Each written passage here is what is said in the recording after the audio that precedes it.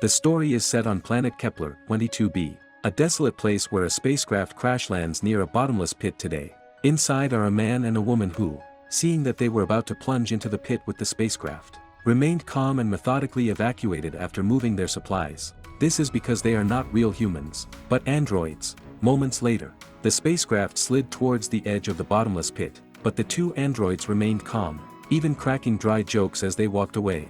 They noticed that although there were no animals here, there were some plants, making it a good place to settle. Thus, they set up a mobile laboratory and stationed themselves here. Their core mission was to raise human children, and from then on, they were referred to as father and mother.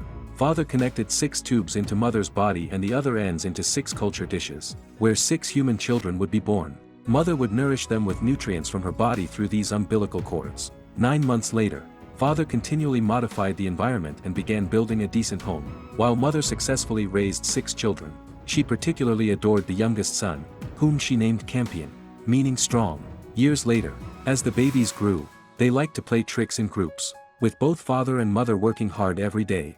One day, while father was farming, he accidentally discovered a large creature's skull, which he dug up to use as a giant toy to amuse the children. Life was tough yet happy until one day, one daughter ran off to play in the east and vanished without a trace. Mother hurried over in anxiety, only finding her toy and a sliding mark by the pit, indicating she had fallen into its depths. Father erected a stone monument in her memory, and from then on, the children seemed cursed, dying one after another, with new stone monuments being erected continuously. Eventually, only 2 children remained, Campion, the male protagonist, and his sister. Mother would tell them stories at night, through which we learned about the world of the film. At this time, there were 2 types of humans on this planet, the mystical believers, who were technologically advanced but adhered to strange dogmas, such as considering it a sin for androids to raise humans, and the atheists, who were much more rational. Father and mother were indeed sent by the atheists to raise the children. There had been a world war between the mystical believers and the atheists, with the mystical believers ultimately winning and the atheists being devastated. Mother undoubtedly sided with the atheists, firmly believing that peace and science were the only ways forward, considering the mystical believers to have strayed from the right path. Campion, however, held a different view. Having witnessed many of his siblings die, he doubted that science could have saved them. After his remaining sister also fell ill and died, he grew more inclined towards religion, often praying secretly when mother wasn't looking, though father discovered this and simply cautioned him not to let mother find out. After the last sister died, Campion remained despondent for a long time, eventually almost forgetting her face, which deeply saddened him. In an attempt to cheer Campion up, mother used her mimicry abilities to imitate his sister's voice, and although she was spot on, Campion was still unsatisfied, so she used her mimicry skills to transform her appearance into that of Campion's sister, finally bringing him some joy. This part of the story tells us that mother has the ability to deceive and mimic both voice and appearance perfectly. The next morning, Campion discovered father climbing into the bottomless pit. Upon inquiring, he learned that since father and mother had been here for a while, their mechanical bodies could age and malfunction at any time, leaving Campion alone. To protect Campion, father wanted to entrust him to the mystical believers. He knew Campion, influenced by mother, did not like these people, but after the war, the mystical believers were the only remaining humans, so they had to rely on them. Father climbed into the pit to activate the spacecraft's communication equipment to call the mystical believers to pick up Campion. Father emphasized that mother would not be pleased with their actions, so they must not tell her. Unfortunately, the rope nearly broke soon after father descended, but Campion quickly rescued him with another rope. They planned to signal again the next day with a sturdier rope. However, their adventurous actions did not escape mother, who scolded Campion, frightening him into confessing everything. Mother angrily confronted father, demanding to know why he had acted as he did. Father explained clearly that Campion was their only remaining human child and that if they both malfunctioned, Campion would struggle to survive. Moreover, the death of all the children they had raised proved their inadequacy, necessitating the need for external help. Mother, however, disagreed and became hysterical. Father thought she had malfunctioned and tried to put her into sleep mode, but mother lost control, attacked him, and ultimately pushed him onto the giant beast's teeth, forcibly removing his processor, effectively turning him off. The next day, when Campion awoke and found father dead, he demanded an explanation from mother, who claimed that father had died of natural causes and permanently shut down. She explained that he had shown no signs of aging because he knew he was about to shut down and had kept it from Campion to avoid upsetting him. Campion was understandably skeptical and insisted on seeing father's body. which Mother refused, citing radiation from android bodies as the reason. By the end of the conversation, Mother was also physically exhausted, claiming she had used up too much energy handling Father the previous night. Campion helped her rest, but he noticed that she seemed completely unresponsive while resting, so he snuck into the spacecraft in the pit. As Father had once mentioned, after some haphazard operations, he accidentally started the spacecraft and successfully contacted the mystical believers, sending them a distress signal. When he finished operating, the spacecraft unexpectedly took off and eventually crashed into the pit. Fortunately, Campion was unharmed.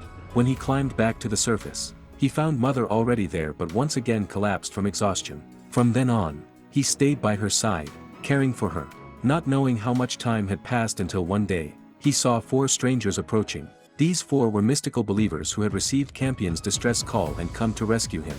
Mother then learned for the first time that Campion had sent the signal that summoned them. She pretended to be a regular human, expressing unwelcome feelings towards the mystical believers. However, unable to ignore their pleas, she provided them with food and shelter but demanded they leave first thing the next morning. Through conversation, Mother learned that these 4 had arrived in a landing craft, and they had an even larger Ark spacecraft in orbit. They were on a mission to find a suitable place for colonization, and feeling that the area where Mother and Campion lived was suitable, they also wanted to move there, fearing they might pose a threat to Campion. Mother claimed the area was uninhabitable and asked them to convey to their companions in the spacecraft that they should not come down. The mystical believers outwardly agreed but secretly planned their own scheme during their stay. They were experienced and quickly realized that Mother was an android and Campion a normal human, deciding to kidnap Campion. Among the 4, 3 were humans and 1, an android without rights. The leader, Marcus, ordered the android that if Mother tried to stop them the next day, they should kill her. The next morning, Marcus attempted to deceive Campion into leaving. Although Campion was wary of scams, Marcus was very persuasive, claiming that the people in the Ark would help Mother, that he had a son who could play with Campion, and that the Ark had real live rats. Unlike the mere animal bones here, the more Campion listened, the more he wavered. When Mother tried to intervene, the mystical believer's android was ready and began to attack, while Marcus no longer pretended and started to forcibly take Campion. After a fierce fight, Mother killed the mystical believer's android and rushed out. The other 2 mystical believers confronted her, but Mother unleashed unprecedented combat power and quickly eliminated them. Seeing the situation turn dire, Marcus tried to escape in the landing craft, but it was futile. Mother flew over, seized the landing craft, and instead of killing Marcus, she boarded his landing craft and flew back to the Ark. The Ark detected her and asked her to identify herself, but Mother, using her mimicry skills, disguised herself as Marcus and successfully infiltrated the Ark. From there, she perfectly demonstrated what it meant to be a wolf among sheep, starting a graceful yet brutal slaughter. Finally, Mother penetrated the control room, killed everyone inside, and seized control of the Ark. She forcibly commanded the Ark to crash to the ground, meanwhile transferring the human children from the Ark into the landing craft and bringing them back to the surface. Campion, who had been burying the bodies of the mystical believers on the ground, looked up to see the giant Ark plunging towards the ground, striking it with a burst of dreamlike light. Moments later, Mother returned to the ground in the landing craft, her face beaming with a smile, instructing Campion to warmly welcome the new friends behind her. Her smile made the mystical believer children uneasy and sent shivers down Campion's spine. He suddenly realized that staying by Mother's side was not safe. In 2145 Boston, atheists and occultists were engaged in fierce combat. The atheists were clearly losing, many either killed or fleeing. During their escape, 2 atheist soldiers, a man and a woman, incidentally rescued an occult-created medical android. This android, designed for medical purposes, contained a wealth of useful information. The 2 soldiers examined its data and discovered that the planet was on the brink of destruction. The occultists were planning to evacuate their officers and families onto an Ark. By coincidence, the body types of the 2 soldiers resembled a married couple among the officers. The medical android, which could perform cosmetic surgery, presented a bold idea. The man suggested that they transform themselves into the officer couple to infiltrate the Ark. The android first altered their facial features, then their retinas, successfully completing the surgeries. However, recovery was necessary after the surgery.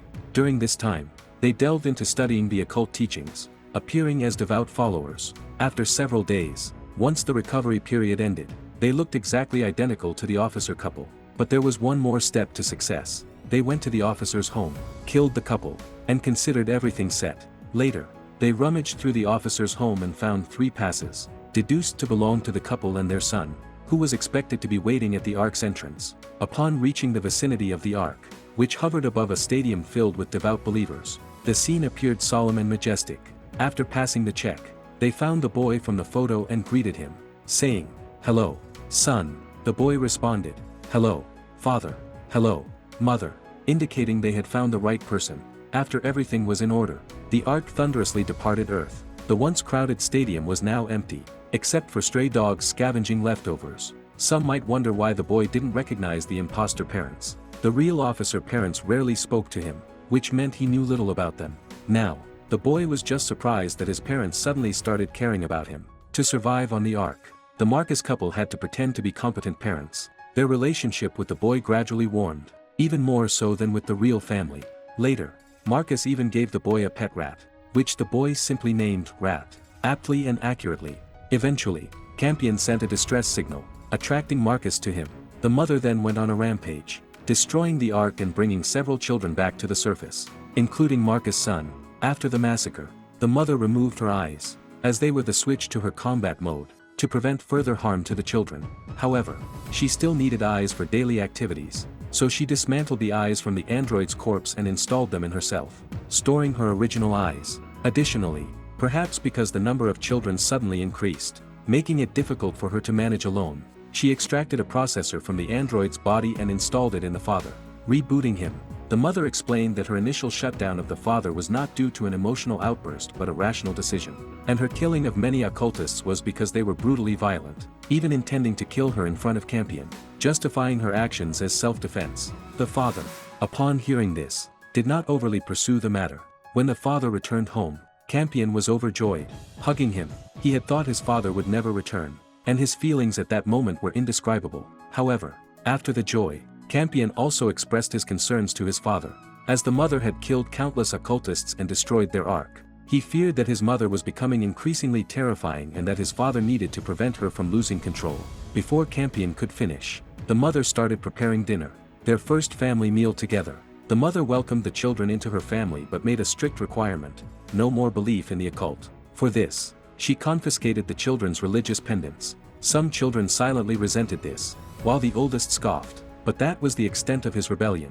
After dinner, the father was still concerned about whether the mother had properly preserved the original eyes. Knowing that there had been some rifts since she forcibly shut him down, she wanted to restore their former life, so she revealed the location of the stored eyes to the father, hoping that this honesty would regain his trust. After confirming the location, the father was relieved, as their family's safety depended on these eyes. However, as soon as the father left, Campion quietly expressed his dissatisfaction, still fearful of those eyes and worried that his mother might lose control and harm others. He hoped to have his mother destroy the eyes, and if she was unwilling, he planned to secretly do it himself. The father quickly dismissed this idea, assuring him that he would handle the eyes properly, and that Campion should just focus on having fun with the other children.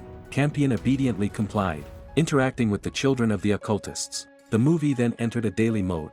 Marcus' son and Campion grew close the fastest, always carrying the rat Marcus had given him, and even gave it to Campion. But soon the mother found out and coldly ordered him to return the rat. From this, it was evident that the relationship between the mother and son was not harmonious, and the mother's management style was very strict. Next, the father taught all the children to farm. The oldest child, named Hunter, was the son of a high-ranking occult official. He boasted an IQ of 205, which he thought was wasted on farming. The father then told a particularly brainy joke, causing Hunter to doubt his intelligence. And indeed, Hunter obediently went to farm. That night, all the children slept in the big house, but the mother allowed only one girl to live in the warmest mobile laboratory. She promised the girl that she wouldn't have to work in the fields and would receive special care, as she had discovered that the girl was pregnant with a new life. The girl, however, was furious about her pregnancy because she had been violated while on the Ark. The thought of the child as the seed of sin made the girl wish for death. However, the mother kindly consoled her, saying the child was innocent and promised to support her through the tough times. Everyone was asleep at night, while the father was outside practicing cold jokes, planning which one to tell to which child the next day. Suddenly, he noticed a strange creature flashing by, emitting a terrifying howl. The mother also noticed from inside the house and prepared to put on her eyes for safety but discovered that her carefully hidden eyes had been stolen. Her first thought was the father, but he denied taking the eyes, and both quickly thought of Campion.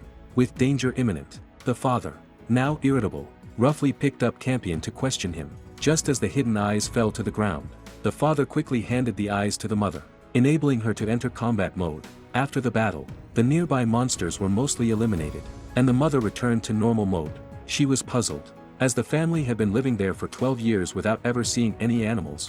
Where did these monsters come from? It turned out that Marcus, after being defeated by the mother, was still stranded on this planet.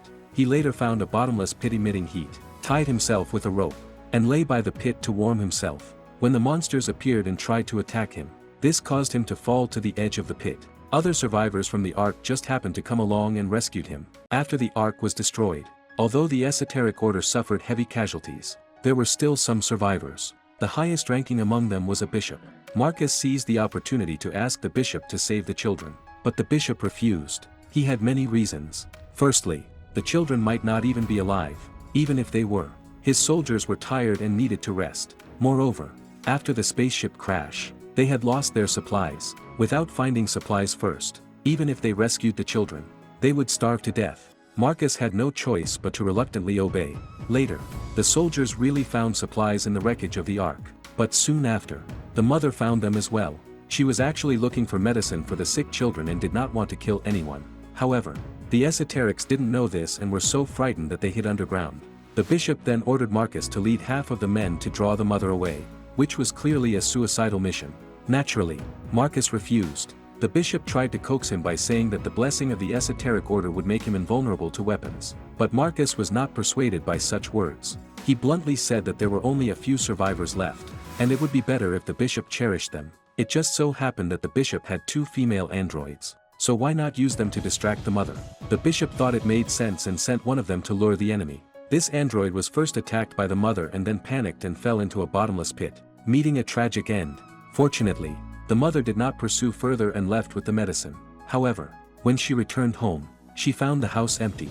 All the children had mysteriously disappeared, and she couldn't help but let out a sorrowful howl until she found out that the father was also looking for the children, which calmed her down a bit. It turned out that just after the mother left, the children had the idea to escape.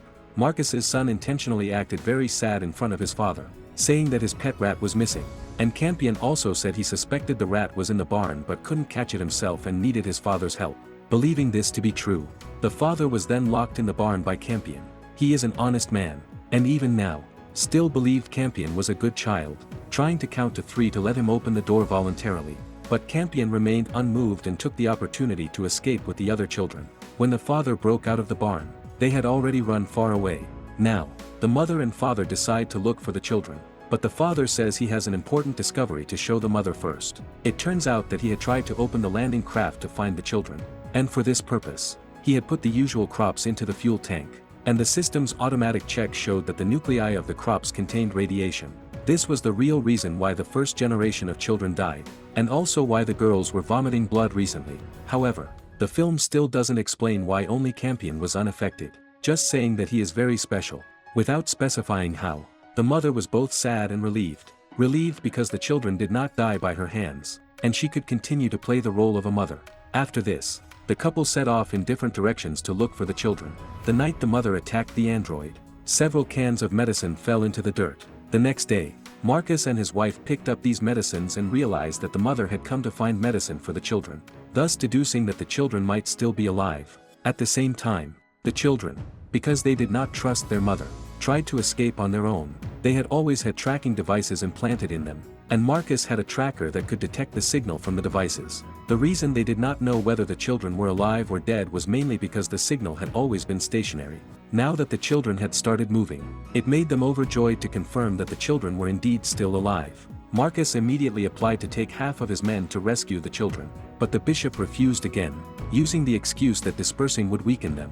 Marcus knew the bishop was purely unwilling to agree, so he publicly declared that the children were children of the god Soul, and Soul would never abandon his own children. It seemed he was trying to use doctrine to coerce the bishop.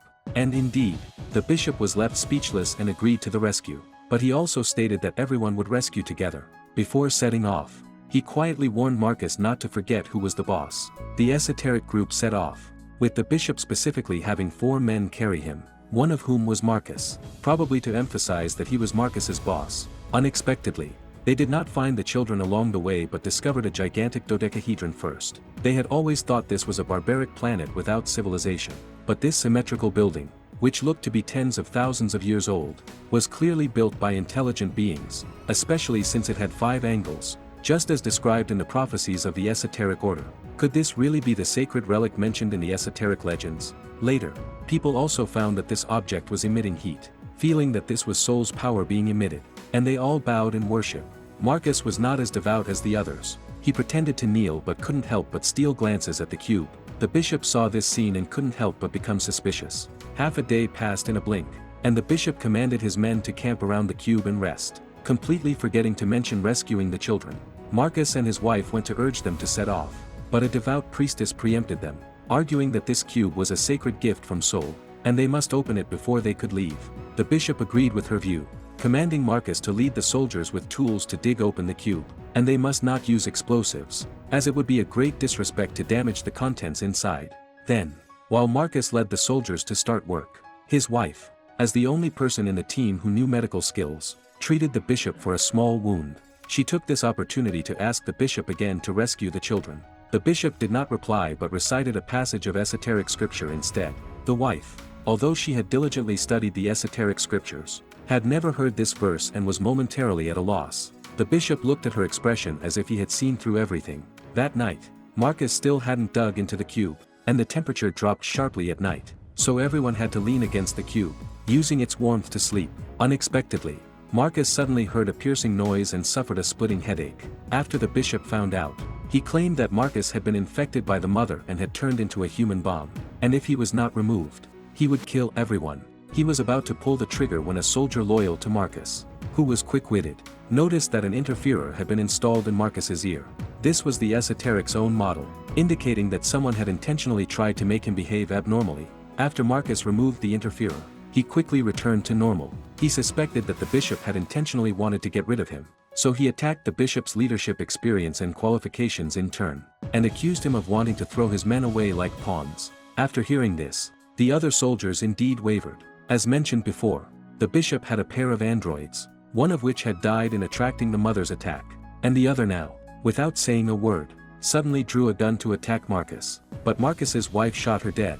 After the soldiers were shocked for a moment, they discovered that the android was holding the radiation device of the interferer, indicating that she was the one who framed Marcus. The bishop took the opportunity to emphasize that this matter had nothing to do with him, because the previously dead android was this android's sister, and such androids would malfunction after losing their sister. So he said that the whole thing was a misunderstanding, and Marcus did not need to apologize to him, and he would not blame him.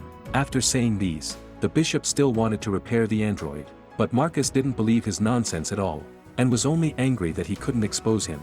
He angrily shot the android until it was dead beyond dead, telling the bishop not to bother repairing it. The next morning, the soldier who was very loyal to Marcus quietly told him that he suspected the android was acting under the bishop's orders. Marcus took the opportunity to suggest that the bishop might have lost his faith, and the soldier agreed, indicating that the bishop's authority had already been shaken. At this time, his wife happened to pass by, and she repeated the religious scripture the bishop had said yesterday, trying to probe the soldier for the details of these words. The soldier said that this verse was actually a nursery rhyme, and every esoteric child could recite it from a young age. The wife hurriedly explained that she knew this, but just wanted to hear the soldier say it again, seeking some comfort. After the soldier left, the wife was somewhat uneasy. She understood that the bishop was testing her, and after she failed to match up, the bishop had seen through that she was not an esoteric person. The reason he hadn't removed her was only because she was the only one among the survivors who knew medical skills and was irreplaceable. Thus, it seemed that the bishop really wanted to remove Marcus last night, and Marcus had also developed murderous intentions towards the bishop. That night, people still hadn't been able to dig into the cube. The night was even colder, and the cube no longer emitted heat, so everyone shivered from the cold. If this continued, they would eventually freeze to death. The bishop thought that the walls of the cube were thick and could block the cold wind if they could just drill into it. Now there was no other way but to blow up the cube with a bomb, but this would be a great disrespect. His men all dared not comply. The bishop became desperate, declaring that Sol would forgive them, but everyone still distanced themselves from him. Marcus knew the opportunity had come, and he announced that tonight's cold wind was a test from Sol, and they must not fall. While the bishop had already lost his faith, The bishop became furious and secretly said he knew Marcus's true face, trying to threaten him, but this instead brought him fatal harm. Just then, the cube suddenly emitted a scorching temperature, and Marcus pressed the bishop against it, burning him alive. Marcus took the opportunity to announce that the bishop had betrayed everyone, and now Sol had appeared to punish him. Although the people were astonished, they also found that the cube was emitting warmth again, so they happily rushed over to warm themselves. From then on, Marcus replaced the bishop and became the leader of the esoteric survivors. However, from that night on, he began to hear a mysterious voice in his mind, and under the influence of this whispering, he became more and more delusional. Could this voice really be Sol? We will continue to look for answers in future plots, but for now, let's see how the children are doing. After all, the children are just children, and they soon got lost in the forest after running away, and Marcus's son also got separated from the group. Later, he also had hallucinations and fell into another bottomless pit.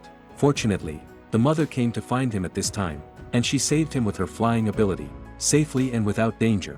Looking at the other children, after losing Marcus's son, they were tired and scared, and even began to miss their mother, thinking that she might not be a bad person. While they were talking, the dense fog in the forest gradually transmitted the howling of monsters, which scared them terribly. Some recited esoteric prayers, while others threw stones to attack. But the one who caught the stone was actually the father. It turned out that the children were too scared and mistook him for a monster. After the father took the children away, he felt angry about Campion deceiving him, but he still tried to reason with people, letting Campion pull a crop from the field and send it into the fuel tank of the landing craft. Campion was puzzled, but obediently did as he was told. Only then did he understand that his brothers and sisters had died from food radiation, not from being poisoned by their mother, and he couldn't help but quietly say sorry. However, just as he walked out of the landing craft, he happened to bump into a monster. Fortunately, the father hadn't gone far, and he pounced on the monster, tying it up in the barn. Since the crops were radioactive and couldn't be eaten, the family could only eat the meat of this monster. After the recent events, the father felt somewhat unbalanced. He felt that the mother could both scout and fight, while he was of no use and had been fooled by Campion. So he wanted to find a new value for himself, which was to educate the children to grow up. Campion was the kindest among the children. He couldn't bear to kill the monster and eat its meat, and he kept trying to find other edible plants, but unfortunately, the results showed that these plants were toxic to humans. Later, he was still unwilling to give up and even wanted to release the monster. The father saw this and felt he must teach him to learn cruelty, so he gave him a spear to stab the monster. Campion naturally didn't dare, and the father called all the children, claiming that they must personally kill the monster to have something to eat. This was their growth experience. Most of the children dared not do it, and finally, a girl stabbed with a spear, but she did not strike fatally, and the monster continued to scream in pain, becoming even more miserable. The other children were so frightened that they ran away, and no matter how much the father yelled, it was of no use, so he also awkwardly left. That night, Tempest silently walked towards the monster. She was the pregnant girl we mentioned earlier, and she might have been considering her unborn child, calmly killing the monster and beginning to eat it raw. However, she trembled sadly when she walked out of the barn because the monster's belly also contained a fetus. It was also a mother, which made her, as a mother herself, overwhelmed with mixed feelings, and she collapsed to the ground in tears, her youth bearing too much cruelty invisibly. Because the mother has stronger combat abilities, she usually handles fighting and patrolling. However, recently while searching in the forest, she accidentally discovered a simulation chamber that had detached from the Ark during its destruction. It can play the memory files of androids, and after connecting to it, the mother's past memories replayed like a movie, allowing her to observe everything from a bystander's perspective. These memories were indeed real and clearly remembered by the mother, but what's important is that soon, she will see some memories that she does not remember herself. On this day, as usual, the mother was patrolling in the forest when she suddenly spotted a mysterious figure. It was one of her daughters who had fallen into a bottomless pit years ago and was thought to have died. To her surprise, the daughter appeared like a ghost and eerily beckoned the mother to follow. The mother followed and found that the girl had disappeared, but she had led her to the location of the simulation chamber. Was this a hint for her to connect to it? The mother tried to connect and entered the world of memories again, but everything here was unfamiliar to her. It was the late period of the human civil war, when the world was in ruins. The broadcast warned that Earth was no longer suitable for living, and besides the roaring fighter jets, there were the esoteric's necromantic robots, which were devastatingly powerful and cold-blooded, even wanting to kill the atheist children on sight. The mother, deeply immersed in the scenario, instinctively wanted to protect the children. but suddenly a bolt of electricity stunned the necromantic robot, reverting her back to human form. It turned out that an atheist engineer had launched a surprise attack. The mother, looking at the face of the necromantic robot, was shocked to discover that it was herself. But why couldn't she remember this incident at all? Next, the engineer took the mother into the lab for modification. During this process, she woke up and began to denounce the engineer as despicable. It turned out that the engineer had once been a follower of the esoteric order but had later defected to the atheist camp. Now, he had captured the mother to modify her, hoping to turn her into the last hope for the atheists. As they spoke, the engineer had found the mother's memory chip and began modifying her memories. When the next memory segment started, much time had passed, and the mother's emotional transformation was well underway. She no longer harbored hostility towards the engineer, and in fact, she felt somewhat fond of him. However, there was still some distance before she could become a qualified mother. Today, the engineer brought a baby for the mother to try and nurture. This child would become the future successor of the atheists. The mother joyfully cared for the baby, but unexpectedly, she suddenly turned hostile and killed the baby. Fortunately, the baby was just an android, but the nurturing experiment still failed. The engineer had to rewrite the mother's caregiving program. The mother was somewhat regretful because she enjoyed being with the engineer, but rewriting the program meant she had to go into hibernation again. Unfortunately, the engineer was pressed for time and could not cater to her feelings. When another memory segment began, the air on Earth had deteriorated further, and the engineer's lab was more run down. The mother had passed almost all the tests, and now only the last test remained. After speaking, the engineer returned her eyes to her, which were essentially the switch for her combat mode. With them, the mother regained her superhuman strength. The content of this test was to see if she would kill him after regaining her superhuman strength, as they had once belonged to the same camp. After the mother received her eyes, she looked at him for a long time but did not attack. Instead, she smiled and said he was really more interesting than she had expected. The engineer was overjoyed and cried, feeling more sorrow than happiness, because he truly wished they could continue to be together like this. The real mother, watching this memory, realized for the first time that she and the engineer had once been in love. Next, the engineer led the memory version of the mother to a spacecraft, saying this was the future for her and humanity. The spacecraft was filled with many human embryos, among them another android, Father. The mother's mission was to travel to the Kepler 22b planet with Father and nurture the embryos into atheists. Once the children grew up, they could usher in a new era for humanity. But the mother still didn't understand why the engineer couldn't come with her. It was because the journey was too perilous for a human body. Even if he went, he wouldn't survive. After hearing this, the mother felt both spiritually and physically unwell. The engineer knew she was experiencing what humans call pain and promised to help alleviate it. And his method was to delete the memories of their time together, which made the mother even more upset. Repeatedly begging him not to, the engineer agreed, saying he wouldn't delete the memories but would archive them, so they could potentially be restored in the future. The reason the real mother could see this scene was exactly because of this. The engineer said his farewells with a deep kiss, but by then, the mother had already forgotten this love and embarked on her new journey. Logically, the playback of this memory should have ended here, but it seemed as if the engineer suddenly became self-aware and could perceive the real mother. He turned his head and urged the mother to wake up from the simulation memory because a child at home was in danger. Although the mother didn't understand, she obediently woke up. When she returned home, indeed, she found Tempest attempting suicide. Tempest had been raped and impregnated by people from the esoteric order and had always despised herself and the child in her womb, leading to her extreme actions today. The mother quickly saved her and tried to counsel her. This event itself was just a minor incident, but its real significance lay in demonstrating that the engineer in the simulation chamber could interact with the real mother. Although this was strange, it also delighted the mother. From that day on, during every patrol, the mother would secretly enter the simulation chamber. She tirelessly replayed the segment where the engineer kissed her, sometimes even playing tricks, such as pausing the footage to let the real her receive the kiss. Although the engineer never interacted with her again, she enjoyed it immensely. Influenced by this, her patrol times became increasingly longer. Father didn't know what she was doing outside, just worried that she wouldn't have time to bond with the children. But the mother said there was no other way, as patrolling was something only she could do, and Father couldn't fly. Later, while resting in the portable lab, the mother accidentally discovered a crude drawing on the wall. The strokes were immature, but the content was clear. There was a simulation chamber on the ground, and a man and a woman were embracing and kissing next to it, clearly referring to the mother's experience. The mother recognized this style of drawing. It was that of her daughter who had died years ago. But how could she have drawn this after so many years? The mother's first reaction was to think that father had drawn it, knowing what she had done with the engineer and deliberately imitating her daughter to mock her. But father didn't know what the mother was talking about and just felt full of doubts and even a bit angry. Judging by his reaction, it certainly wasn't him who drew it. This made the mother even more puzzled. If not father, then who could it be? Could it really be her deceased daughter? She suddenly remembered that it was the ghost of her daughter who had led her to the simulation chamber. And after she connected, the engineer was able to interact with her. Could this time be the same? She hurriedly connected to the simulation chamber. And indeed, she saw the engineer, and he really could interact with her.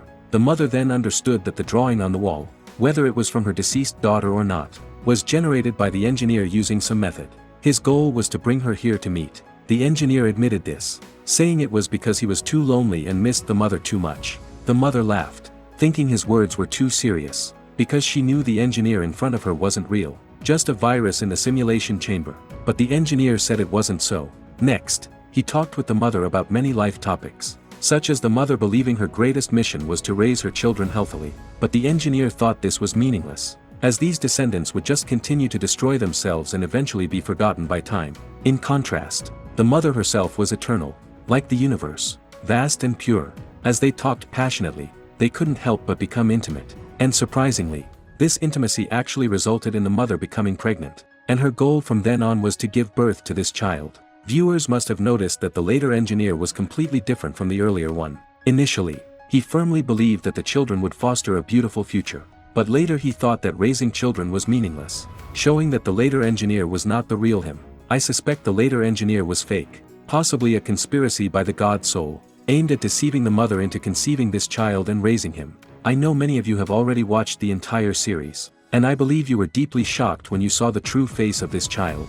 But for now, let's follow the story to see what happened on the side of the esoterics. Previously, through several thrilling manipulations and internal struggles, Marcus and his wife managed to overthrow the esoteric bishop. Since the bishop indeed made many decisions against the doctrines, Marcus's action was seen as just by his followers, and they raised no objections. Subsequently, Marcus wanted to become the new leader, but several priests opposed this because, according to rank, they were the highest among the survivors. However, Marcus had built considerable respect among the soldiers, and with their support, the priests had to relent. From then on, Marcus assumed leadership, leading the esoterics to rescue the children, primarily to save his own son. Not long after Marcus and his group set out, they encountered a piece of spaceship wreckage. Inside the wreckage was a device similar to a mirror, which was part of the spaceship's thrust system capable of collecting scattered light and concentrating it into high-energy beams. Marcus thought this mirror could be used to attack the mother and took it with him.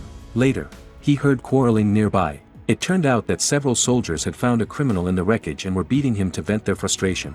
This man was a rapist who had assaulted women during their hibernation, believing not that he was committing a crime, but that he was obeying the voice of the God Soul, who instructed him to spread his seed. The esoteric court had already sentenced him to death, but before the sentence could be executed, the spaceship had crashed. Knowing they needed more hands to fight against the mother, Marcus spared the criminal's life to use him as cannon fodder. Continuing on their journey, they discovered the skeleton of a gigantic monster. Both the mother and father had previously found similar skeletons, but the film had not delved into the origins of these creatures, which resembled some type of giant serpent. The following episodes also featured many scenes related to serpents, suggesting that serpents once played a significant role on this planet. However, by the end of the first season, that was all the information available. Returning to the main topic, after investigating the giant serpent skeleton, Marcus found that the area was not only a pile of remains but had been converted into a dwelling by someone. He sent the criminal to scout ahead, but the criminal accidentally triggered a mechanism. Although the criminal was unharmed, the soldier following him was blinded in one eye. After investigating other traps and proceeding further, they found several mysterious metal cards, intricately made and clearly created by some intelligent beings. While everyone was puzzled, a nimble masked figure suddenly descended from above, snatched the cards, and swiftly left. Both the masked figure and the cards remained unsolved mysteries of the series. Based on the later episodes, it was vaguely suggested that the planet originally had a human civilization that devolved into these masked figures, who further degenerated into the monsters previously seen, and the cards were likely a means for them to store information. Marcus wasn't concerned about the masked figure's escape. He and his men continued their investigation and discovered that many holes had been chiseled into the giant serpent's skull overhead, representing the stars. On the ground, Many small stones were arranged in a pattern forming a map. Each stone represented the mysterious cubes they had encountered, the hills they had crossed, and the valley they were currently in. Further ahead was a residential area where the kidnapped esoteric children were located. It seemed that the masked figure had been secretly monitoring the children, though no one knew why. But the good news was that the children's exact location could now be determined. After a night's rest, the group indeed found the settlement and discovered the esoteric children, including Marcus's son. The children had previously distrusted both the mother and father and had tried to escape. But now relations had improved significantly. Marcus knew he couldn't rashly rescue his son, as the mother would chase them to the ends of the earth. He needed to find a way to eliminate her first. After several days of observation, he noted that the mother flew the same patrol route every day. He led his men along this route and found the abandoned simulation chamber. As mentioned before, it had also fallen during the spaceship's explosion. When the mother connected to it, she could play her memory files, immersing herself in memories, some of which she had forgotten but could still be played back. Moreover, sometimes, for reasons unknown, she could even interact with characters in her memories. Later, when she occasionally discovered that she had fallen in love with the engineer who created her, she became even more obsessed with reliving this memory. From then on, she entered the simulation chamber several times a day like an internet-addicted teenager. Marcus saw this as a good opportunity to eliminate the mother. He deliberately ambushed around the simulation chamber. Once the mother was immersed in her memory world and oblivious to reality, he planned to plant a bomb on the simulation chamber and ordered the criminal to attack with the mirror. Initially absorbed in the memory world, the mother was jolted awake by the high-energy beam reflected by the mirror and emitted a piercing scream. Marcus hurriedly ordered the bomb detonated, but no matter how much his men pressed, it wouldn't work, and instead, the bomb switch blew up. At this moment, the mother erupted with immense power. The criminal's mirror shattered to bits, and the ground's mud and rocks were lifted, leaving the soldiers who were hiding behind the rocks nowhere to conceal themselves, forcing them to flee in panic. The mother didn't intend to go on a killing spree. She was just worried that the children at home might be in danger, so she immediately flew towards the residential area. On the other hand, Marcus's wife led the other half of the soldiers to surround the residential area. According to the original plan, she was to attack and kill the father after Marcus had killed the mother, then rescue the children. But as she waited in vain for the signal, she grew impatient and charged into the residential area. The soldiers, not daring to delay, followed her in. Father, realizing the enemy was approaching, sent most of the children into the spacecraft for protection, except Marcus's son, who ran off somewhere. Father returned to look for him, using the household's mechanisms and traps to kill many soldiers and collect their weapons. He then used his familiarity with the terrain to hide on the barn's roof, killing even more soldiers who had no idea where he was hiding. However, among the many esoteric children, there was a boy named Hunter. Although most of the children had developed feelings for both parents, he remained loyal to the esoterics. He used the spacecraft's broadcast to reveal Father's coordinates. Father was shocked, and the soldiers used this information to find Father and shoot him down. Just as they were preparing to execute Father, the mother finally returned. She instantly killed one of the soldiers, scared away another, and Father was rescued. During this battle, Marcus's wife still managed to sneak into the residential area and rescue their son. After the family of three reunited, the wife was overjoyed, but Marcus assigned his son a dangerous task, hoping he would help eliminate the mother. The son, though frightened, also wanted to help his parents and agreed. That night, Marcus's son returned home, claiming that he had hidden away because he was scared by the gunfire. Others didn't pay much attention to him since the children were accusing Hunter of betraying Father, while the mother was busy treating Father's wounds. Taking advantage of the distraction, Marcus's son cut the pouch from the mother's neck and ran outside. The pouch contained the mother's eyes, which were necessary for her to enter combat mode, providing the only security for the entire family. The mother hurried after him, but it was all a trap set by Marcus, who was hiding in the shadows. He struck the mother with an axe and was about to kill her when a mysterious voice suddenly appeared in Marcus's mind, commanding him to stop. Initially, Marcus didn't understand and still intended to proceed, but the voice repeatedly ordered him to spare the mother. He tried to resist, but the voice became more forceful. Suspecting it was the voice of Sol, the god worshipped by the esoterics, he ultimately spared the mother. He took her eyes, which were the switch for her combat mode, and locked her in the barn. Campion, being the biological son of the mother, was distressed and frightened by her plight, leading to several impulsive reactions. Marcus then locked him in another barn. In addition to her and Campion, the mother's family included the father and other esoteric children. The father had been seriously injured and disabled during a fight with Marcus's men. Marcus exploited him, reprogramming him to be obedient. The other children, despite having developed feelings for the mother after living together for a long time, did not resist when Marcus took over. As they were originally esoteric children, Marcus's wife felt that since everything they had done was for the sake of rescuing their son, and now that they had succeeded, they might as well abandon the esoteric followers and escape to a tropical region of the planet, which was more suitable for living away from conflict. However, Marcus had become addicted to being worshipped by his followers and felt chosen by the mysterious voice, delaying their departure and even starting construction on an esoteric church nearby. They had kept Campion locked up under the pretext of his disbelief in the esoteric faith and impurity of soul. After the church began to take shape, they brought Campion there and gave him an ultimatum: accept baptism and join the esoterics, or be locked back in the barn. Under pressure, Campion submitted, but mid-oath, he became enraged upon discovering that the foundation stone of the ceremony was actually the tombstones of his brothers and sisters. Campion, being the most innocent-minded, couldn't bear this and attempted to flee, but esoteric soldiers commanded by the now emotionless father dragged him back to the barn. After locking up the mother, Marcus and she occasionally engaged in verbal duels. He mocked her for losing, while she retorted that Marcus's selfishness and destructive nature disqualified him as a father. Marcus often ended up frustrated by these exchanges, sometimes even taking his anger out on his son. Meanwhile, his wife repeatedly urged him to destroy the mother, considering her a powerful and dangerous necromantic robot. The accumulation of these issues finally drove Marcus to contemplate killing her. One night, he ordered the father to drag the mother to a bottomless pit to throw her down, but the mysterious voice again intervened in his mind, commanding him to stop and causing him great agony. At that moment, the mother was bidding farewell to the father, grateful for all he had done for the children over the years. Unbeknownst to her, the father still retained a sliver of consciousness that allowed him to control just one trembling finger. After the mother spoke, Marcus decided to defy the mysterious voice and gave the order to drop her. Though his body complied, the father used his one controllable finger to clutch the rope, pulling the mother back up. Marcus then saw another version of himself emerging from the mist, his appearance from before the surgeries, wielding a weapon as if the mysterious divine voice, upon realizing his disobedience, had sent an assailant. After several exchanges, Marcus was wounded and fell, but the scene of his fall showed no assailant, suggesting the attacker might have been a figment of his imagination, though the wound was real. Afterward, the mother thanked the father and escaped into the wilderness alone, while Marcus was found and treated by his wife. After some time recovering, Marcus confessed to his son that the injury had reassured him, as it confirmed the mysterious voice was Soul, punishing him for his disobedience because he still had faith in Marcus. He resolved to be more devoutly devoted to Soul and encouraged his son to do the same.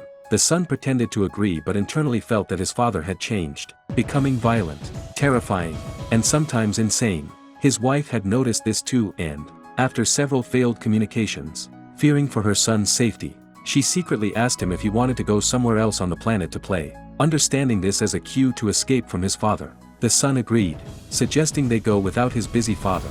She then started planning their escape, instructing her son to keep it a secret. The son had become friends with Campion and wanted to rescue him too, so he often sneaked small items into the barn, initially food and later a headset. However, Marcus kept a close watch on the barn and questioned his son about his frequent visits there, jokingly asking if he and his mother were plotting something. His increasing laughter frightened his son, who eventually cried out for his mother to save him.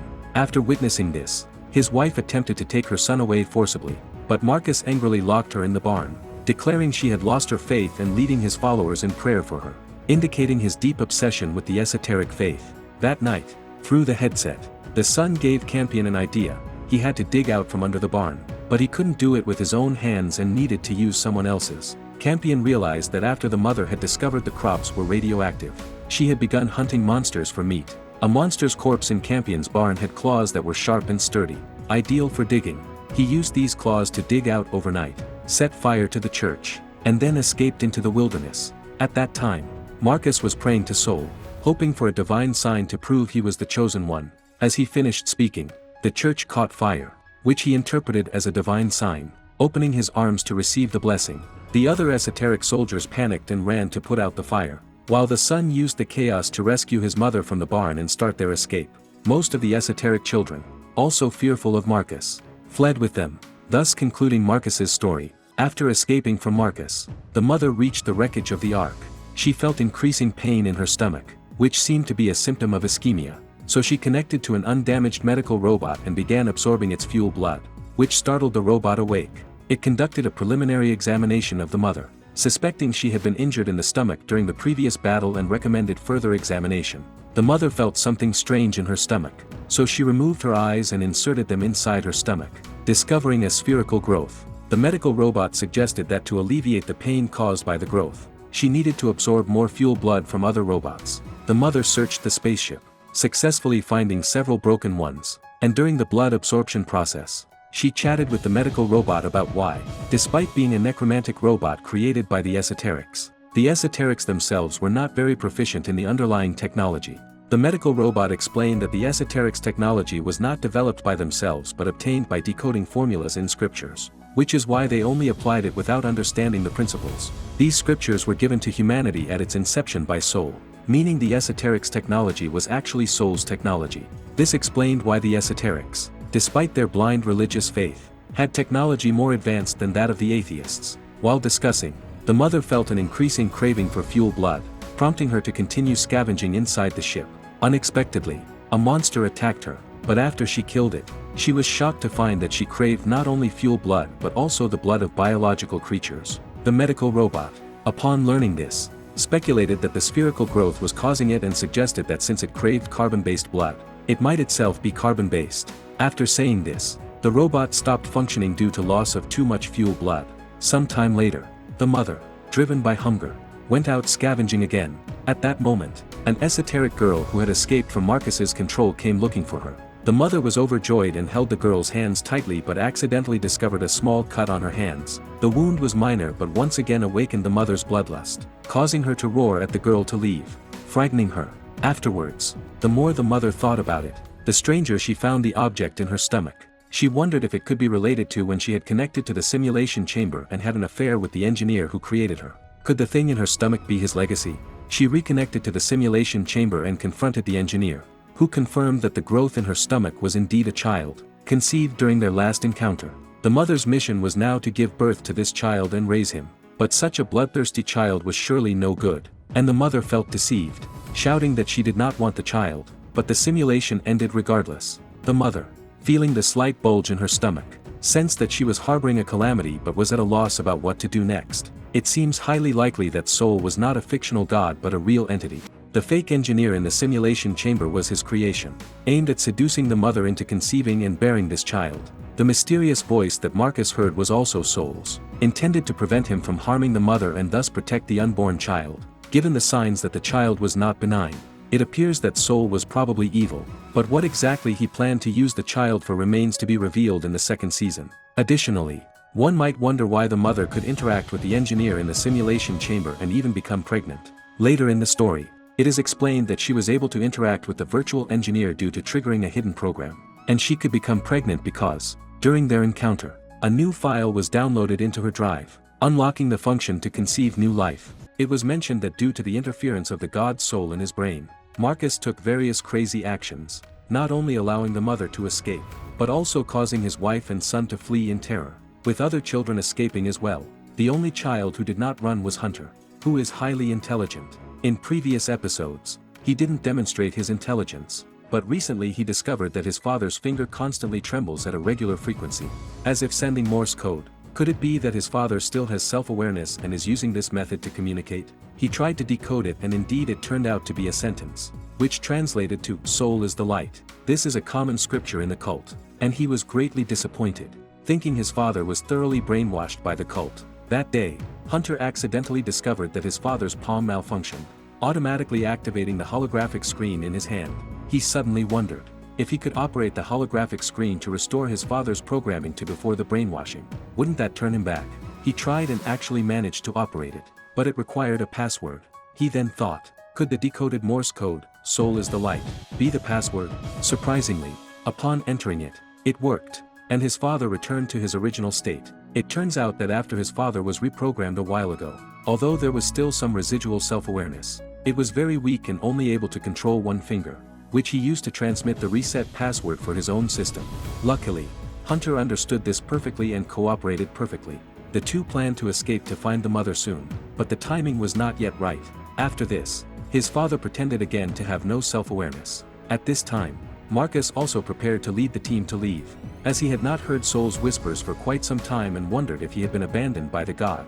Their flight destination was the mysterious dodecahedron they had found earlier, a temple according to cult legend, where he believed Soul would definitely speak to him. However, after arriving there, Marcus still did not hear Soul's whispers. He turned his anger towards Hunter, as all the other children had run away, but Hunter had stayed, so he must be a traitor.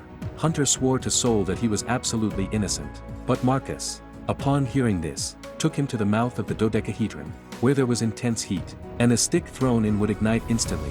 Without a word, he extended Hunter's arm into it too, scaring Hunter into crying out for mercy, almost making his father reveal himself. Unexpectedly, when his arm came out, it was completely unscathed. Although the hole clearly emitted high heat, the soldiers were shocked, saying that it must have been Soul who protected him. Marcus didn't understand why Soul would rather protect such a small figure and not speak to him.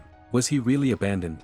He felt completely powerless. The film did not explain the reason for this miracle, but it is very likely that it was the mischief of Soul. From the previous episodes, we know that Soul might actually exist and is brewing a series of evil plans. Initially, his whispering guidance to Marcus was just to use him. Soul wanted the mother to give birth to the child in her womb, but Marcus, for his own interests, disobeyed and insisted on killing the mother.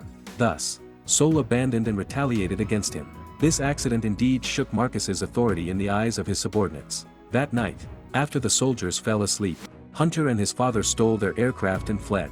The soldiers shot at them, but to no avail. This further infuriated Marcus, because there should have been soldiers on duty that night, but that person was also sleeping. He approached the dodecahedron, begging Soul to guide him quickly, but he could not hear Soul's whispers, only hearing the soldiers discussing how he had strayed from Soul and would lead everyone to hell. Angry, he simply killed the soldier on duty, declaring it a sacrifice to Soul. Now Soul could speak, but still, he heard nothing. On the contrary, the remaining soldiers began to rebel against him. Looking at the mother's side, although she suspected something was wrong with the fetus, she could not think further as the fetus made her desperately crave blood.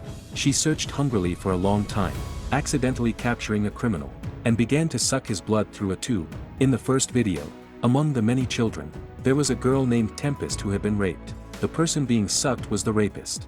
Later, as the mother walked the criminal through the wilderness, they just happened to encounter the children who had escaped from Marcus, led by Marcus's wife. Since the two sides had been enemies, the other side cautiously raised their weapons, but the mother had no intention of attacking, indicating that she was pregnant and too weak, so the other side also put down their weapons and took care of her.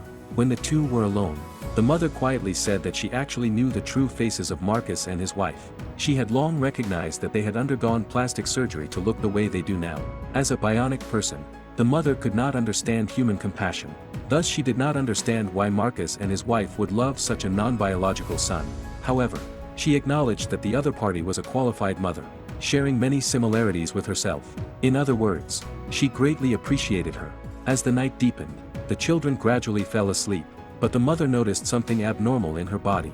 It turned out that her blood-sucking tube was connected to the criminal's helmet, which had many switches, and the criminal had pressed other switches, which allowed him to suck the mother's blood instead, making her weak while the criminal gained her strength and once again reached out his claws to Tempest, who not only fought back but also woke up the others. Though their attacks had no effect on the criminal, however, this criminal had a weakness. His brain was bound to the head of a guard bionic, and if he moved more than 3 meters away from the guard bionic's head, his brain would be crushed by the helmet and he would die. The reason he had been able to travel so far was that he had taken off the guard bionic's head and carried it on his back. Tempest took advantage of the chaos to steal the guard bionic's head and threw it down the mountain, successfully killing the criminal and avenging herself. During this battle, the father and Hunter just happened to be flying nearby. They hurried to the scene and met up with the mother and her group. Since the mother had been sucked dry by the prisoner, she was very weak, and Marcus's wife offered her own blood through a straw, further deepening their trust. In the next episode, the mother will give birth to the child in her womb, but everyone should be prepared because this child is part of Soul's evil plan, and he might not be likable. On Marcus's side, after their aircraft was stolen, they could only walk painfully, and the soldiers were miserable. One soldier, previously the most loyal, now also refused to comply. He recalled the time when they captured the mother, and she had said that the current Marcus had been replaced by someone with plastic surgery, so he questioned him with some details of the cult customs. Although Marcus was well versed in the cult scriptures, he could not answer these customs, so he admitted that he indeed sneaked in with plastic surgery. But that was not important, because Soul would crown him as king, and those present were just a flock willing to be deceived by him. The soldier, furious, beat Marcus up and took 2 eyeballs out of his pocket, stuffing them into his mouth before leaving resentfully. These eyes were originally the mother's, made of dark photons like her, and after Marcus swallowed them, his veins bulged, clearly abnormal. On the mother's side, she unexpectedly found a metal piece that originally belonged to a masked person. According to the creative team, the masked people were the degenerated original inhabitants of this planet, and this card was their means of recording. After the mother scanned the card, she accessed a memory, which included the dodecahedron, masked people, and the remains of humanoid robots' heads. Currently, this footage does not explain much, but the creative team stated in an interview that more metal pieces will appear in the future, which should gradually unveil the history of the original inhabitants. Unfortunately, these few metal pieces were not preserved but were burned by Marcus's son. He said he did this because he heard Soul's whispers, indicating that Soul was targeting him, wanting to manipulate him into doing evil deeds. The camera then switches to the mother, who, after conceiving a freak, is filled with a craving for blood, and with the child about to be born, the family is now driving a flyer, looking for a suitable place for the mother to give birth. They first discovered a deep pit, suitable for sheltering from the cold, but it was teeming with monsters, making it difficult to land. At that moment, the fetus moved, and the monsters, as if startled, scattered in all directions. Although everyone did not understand why, they still seized the opportunity to land and set up camp on the ground. During this time, the mother subtly noticed that Campion seemed a bit unhappy, and Marcus's wife explained that this was normal human jealousy because the birth of the new baby would mean that the existing children would receive less attention, but it would improve over time.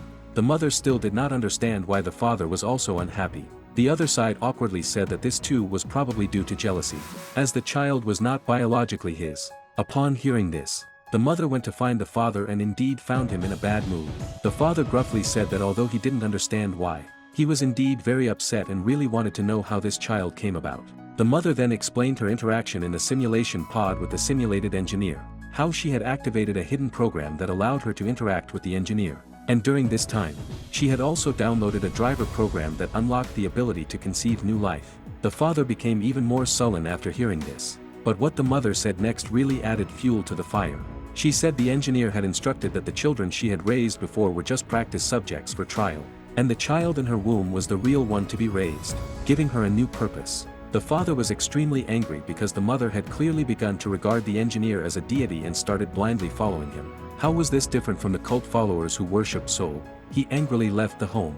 After calming down a bit, the father realized that his need was to take care of the children, but this would necessarily mean staying by the mother's side, and being by her side always made him angry, which meant he couldn't take care of the children. He thought, at this point, the only way to stop being angry was to completely erase his own memory. Just as he made this decision, he noticed a masked man moving towards the mother, so he followed. That night, as the mother was worrying about the future of her child and even praying to the engineer like a devotee for guidance, the masked man approached stealthily, attempting to attack. However, the mother's senses had become much sharper recently, and before the father could intervene, she easily killed the attacker.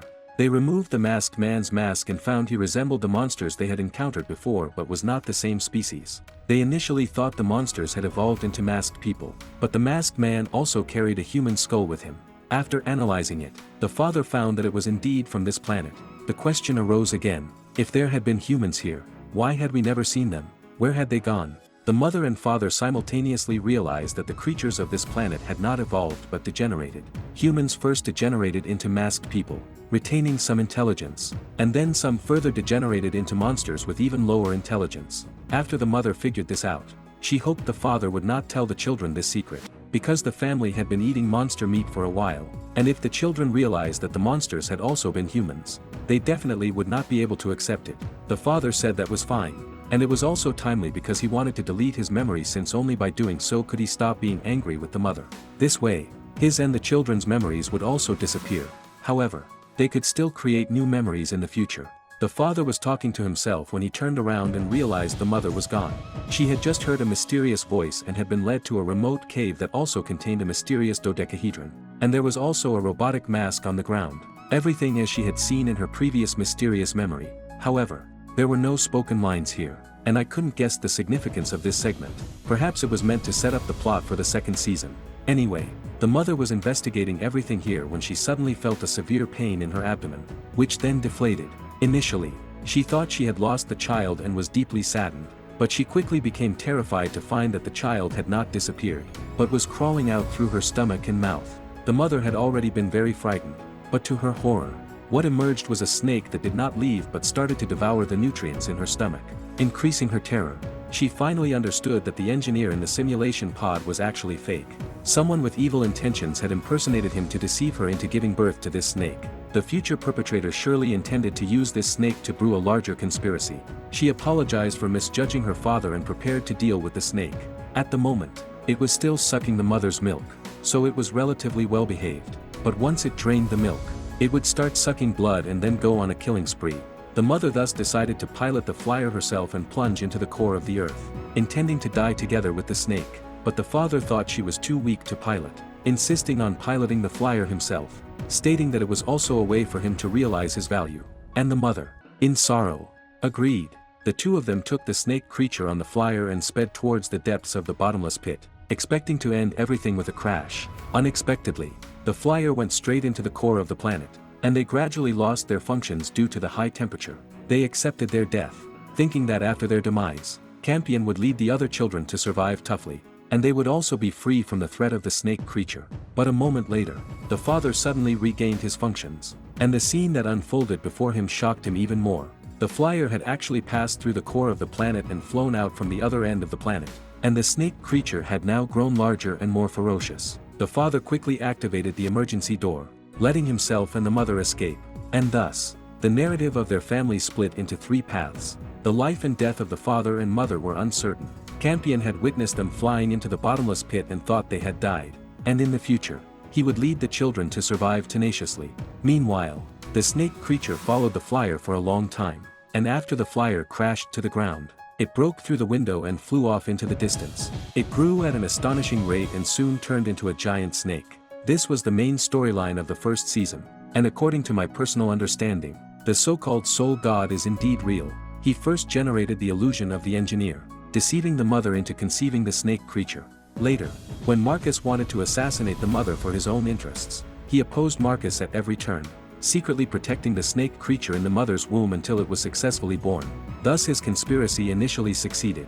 Given that Soul cared so much about this snake creature, he must have a deep connection with it, and some people speculate that he might himself be a type of snake.